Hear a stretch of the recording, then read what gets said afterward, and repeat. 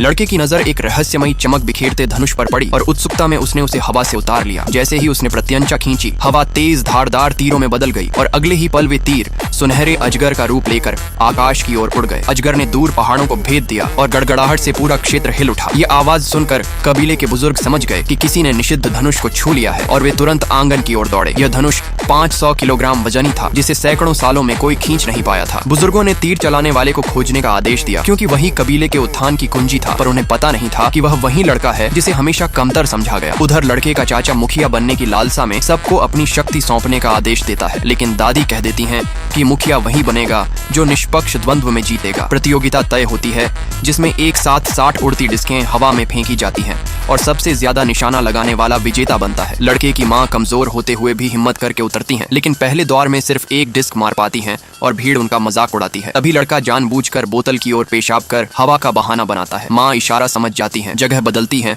और दूसरी बार 9 डिस्कें गिरा देती हैं। फिर भी विरोधी हंसता रहता है। इसके बाद प्रतिद्वंद्वी का शिष्य आता है और 6 डिस्कें मारकर जीत को पक्का मान लेता है, लेकिन दूसरी कोशिश में लड़का उंगलियां हिलाकर डार्ट्स की दिशा बदल देता है और वह सिर्फ 3 डिस्कें ही मार पाता है। दादी अब लड़के की प्रतिभा पहचान चुकी होती हैं। दूसरे दौर में प्रतिद्वंद्वी का वरिष्ठ भाई 16 और फिर 10 डिस्कें गिराकर घमंड से चुनौती देता है। तभी दादी लड़के को मंच पर भेजती हैं। भीड़ हंसती है, लेकिन लड़का मंच पर जाकर आंखों पर काला कपड़ा बांध लेता है और सारी डिस्कें एक साथ फेंकने को कहता है। डिस्कें हवा में उड़ती हैं, वह सिर्फ आवाज से उनकी स्थिति समझता है और डार्ट्स फेंक देता है। पल भर में सारी डिस्कें चकनाचूर हो जाती हैं और तब सबको एहसास होता है कि जिसे वे कमजोर समझते रहे, वह लड़का असल में एक छिपा हुआ उस्ताद है।